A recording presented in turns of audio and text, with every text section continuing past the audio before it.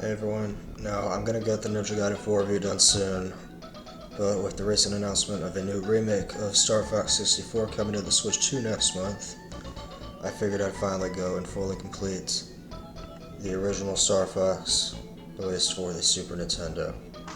I haven't beaten any of the Star Fox games before, but I thought that since I might be getting the Switch 2 remake, I'd go back and try to beat a couple of them. Right now I'm able to play the original Star Fox 64, and Star Fox 2 thanks to Switch Online. I'll plan to make reviews for each of them. In terms of other games in the series I've played, I actually got Star Fox Zero on the Wii U eShop about, if I remember correctly, 5 days after it released. But I haven't played it in 10 years. It's been 10 years now since that game came out. Wow. I'm starting to feel old now and I'm only 21. But anyways, I never beat Star Fox Zero mainly because, as countless people on YouTube have discussed over the years, that game's control stick in with the Wii U gamepad is just so weird. And I remember getting really frustrated with it. But that's a video for another day. Maybe I'll reinstall it on my Wii U someday and actually finish it and review it. My Wii U is at my house right now, so maybe when I go down there this summer I'll hook it up and play some games to review on the channel here. Now, let's get back to the original Star Fox, released way back in 1993. So when it first came out on the SNES, this game had what were considered to be pretty cutting-edge graphics and visuals. As I'm sure everyone who's ever talked about this game has mentioned, it uses a special chip inside the game cartridge called the Super FX chip to create 3D polygons on the Super Nintendo. And this was different from games like Donkey Kong Country, which squished 3D models into 2D sprites to give them that 3D look that the console could render. These were actually fully 3D visuals. So then, let's see how Star Fox holds up 33 years after its release. Well, this game doesn't really have much of a plot to speak of. I'll give a general overview of what the premise is here. This evil scientist named Andros is trying to conquer the Lilat system and has helped the Team Star Fox to pilot their R-wing spaceships to take him and his army down and save the Lilat system. The team consists of, from right to left in this image, Fox McCloud, Falco Lombardi, Peppy Hare, and Slippy Toad, but you only play as Fox. It's a pretty standard setup for an early 90s game that isn't an RPG like Final Fantasy or something like The Legend of Zelda. But Star Fox 64, which is essentially a reboot of this game, adds a bit more substance to the overall story and the lore and the characters, but I'll cover that when I review it. So moving on to the gameplay. So as I said, you play as Fox and control an R-Wing, a spaceship that can shoot basic lasers to take down enemies and fire bombs that I'm pretty sure destroy any enemy that's not a boss that's on the screen. You can bank left and right with the L and R buttons to dodge obstacles and enemy fire, and of course do, as these games call it, a barrel roll by quickly double tapping either the L or R button. This maneuver is technically called an aileron roll, but whatever, as far as I know all these games just call it a barrel roll. My instructor at a flight academy I went to a few years ago actually mentioned this in relation to Star Fox when he brought up the do a barrel roll quote from Star Fox 64, so even real pilots are annoyed with this little inaccuracy. Anyways, the game's an on-rails shooter, and the goal is to get to the planet Venom to fight Andros, and there's 3 pathways you can take to get there. And each one starts with the planet Corneria, which I'm sure Super Smash Bros. Fans are familiar with. You go through different areas and planets depending on what route you take. They each vary in difficulty, with level 1 being the easiest and level 3 being the hardest. Level 1 wasn't that bad for me, I finished it in about an hour. There were a few times when I got frustrated because I couldn't even tell what was going on with the amount of stuff popping out in front of me. This game has some pretty bad popping at times, which, I understand considering this was on the Super Nintendo and not many consoles had really done this sort of thing with 3D graphics at the time, but it can get pretty aggravating at points. And one thing about this game, your teammates don't really seem to do much in this game. They often just get chased down by an enemy ship and tell you on the comms through the whatever gibberish language that they speak of in this game. They tell you to just take out the enemy and save them. And of course Falco doesn't even thank you when you save him. Yeah, you're welcome, jerk. When I got to level 2, Slippy died on the first stage. And I think saving your teammates and keeping them at higher shield percentages gives you a higher score, but I'm not 100% sure about that.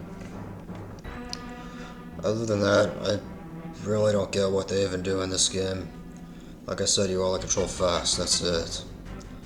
Level 2 stage 5 took me over an hour just because of the boss fight alone. This actually made me want to break my controller. That boss fight with the crushing thing, it was so annoying. And this made me so mad I actually technically even cheated using rewind like constantly and just starting a level over and using continue so I'd have more health. And it still took me forever. I couldn't tell when I was supposed to use the brakes to avoid getting crushed, and when I finally did beat the boss, which was after many deaths, Pepe had died and Falco was almost dead. I got through the rest of level 2, and to my surprise, having 2 of my teammates dead didn't affect the story at all. I beat Andros, who was honestly a bit easy compared to some of the other bosses in the game. And I think he was the exact same as he was at the end of level 1, and then I got the exact same ending. I was a bit worried about level 3. Would it make me go crazy? Would it be way more frustrating than anything before it? Well, the boss of stage 2 and level 3 was pretty annoying, but it didn't take me too long to beat.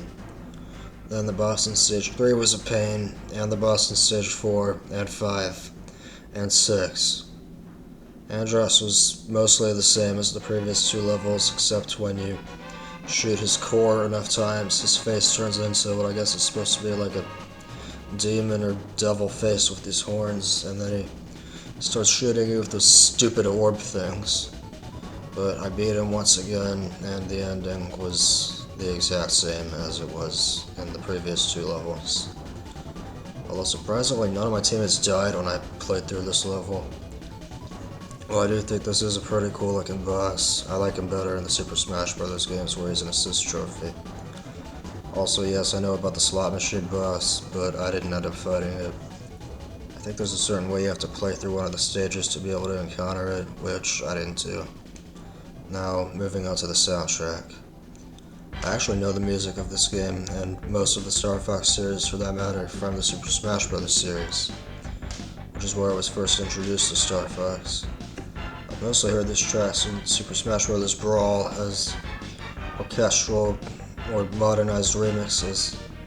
The SNES had some truly great soundtracks, and this is certainly one of them. I love the energetic rock feeling of the Corneria stage theme when you start up the game. And the space themes have this orchestral feel to them, which I think is pretty appropriate considering it's a outer space game. I think that works well for space battles. And it's also pretty impressive that it's still able to invoke that feeling considering it's the SNES. And this might be strange, but the soundtrack actually made me pretty nostalgic towards Super Smash Bros. Brawl, which is where, like I said, I first heard most of it. But yeah, I've got no real complaints about the soundtrack. As is the case for many SNES soundtracks, it all still sounds great even today. So now I'm going to move on to what I didn't like about this game.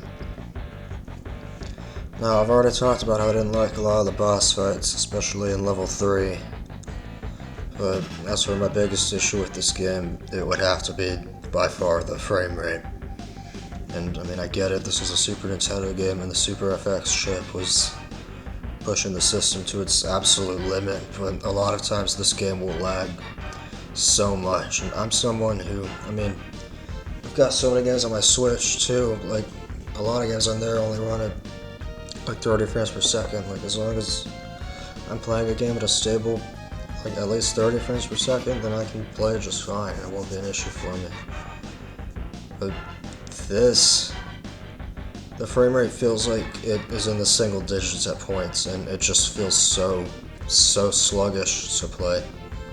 At some moments it was actually hard for me to even look at, and it was actually hurting my eyes, because of how much slowdown there was. Although I will say this did actually work, and my favorite are the Andross fights at the end of each level, because those rectangle tile looking things that shoots out of his mouth were also moving a lot slower than I think they should have been due to the low frame rate. And in addition to that, as I've already kind of mentioned, I really did not like level 3. In fact, if I hadn't decided to play through this game for the sake of this review, I would have just stopped playing when I got to level 3. It made me really angry at points. So, I had some fun moments with this game, but me personally, I feel like it just hasn't aged super well. And as I've said before, the poor frame rate is definitely what hurts this game the most for me, but I still think it's a solid SNES game. I'm going to give it a 6.5 out of 10, and I apologize to the Star Fox fans out there. I really did want to like this game more, but as it was in the state I played it in, and as someone who, well, I wasn't alive back when this game came out, and it was viewed as this revolutionary and groundbreaking thing because of the 3D graphics, I personally can't give it a higher score than that. If it ran smoothly, I would probably give it a 7, but at least for me on Switch Online, it just doesn't a lot of the time.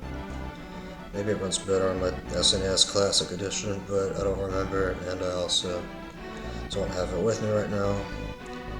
But I respect this game for being really innovative with its graphics at the time, and for, starting off the whole series, but I don't think I'm going to go back to this one a whole lot. It's a decent game, it has its charm, and it's definitely an important and iconic part of the SNES library, but not what I'd personally consider one of the system's best games. But now that I'm on summer vacation, I'm hoping to have more time to make videos at a decent rate, mainly reviews and live streams, and as for the next Star Fox game I'll be going over, I'll be reviewing Star Fox 2, which, despite being developed for the SNES, actually wasn't officially released until 2017 with the SNES Classic Edition, but more on that in the review. Thank you so much for watching, have a good night, and I will see you guys later. Bye.